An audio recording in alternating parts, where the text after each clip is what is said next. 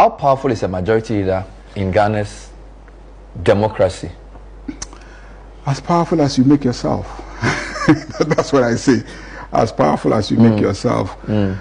One thing people need to have a proper understanding of is that Parliament is that institution that makes laws and they get assented to by the President.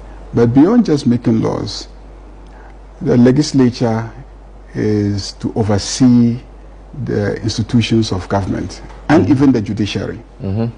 So you have a committee responsible for oversighting almost every institution in this country. So you have a committee that is supposed to be watching the military and making sure that the entire defense architecture is functioning well. So you can summon, that committee can summon the Chief of Defense Staff? That committee, we very often deal with ministers. The executive. And allow the ministers to deal with the agencies that work under them, except in the case of the constitutional bodies, where recently we amended our standing order so that we can invite them directly. Otherwise, we prefer that we deal with the ministers and then they deal with their agencies. But the point is that we are to ensure that all institutions of governance function satisfactorily. According to law, work within their budgets, are efficient and satisfy Ghanaians. So for instance, when the Afrobarometer report says that Ghanaians don't have confidence in their institutions of governance, okay?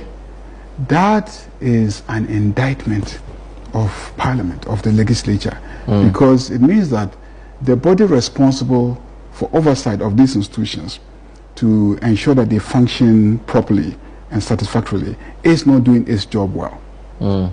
So when I say as powerful as you make yourself, what I mean is if you really carry through your responsibilities, you could actually be very, very powerful, because your task, your job as a parliament, as a legislature, is to oversee the executive and make sure that even though they do well. Under the NDC arrangement, the majority leader is not a minister, he will possibly have a role in cabinet, even informally, because in the MPP arrangement there's a Ministry for Parliamentary Affairs, but we don't usually have that under NDC.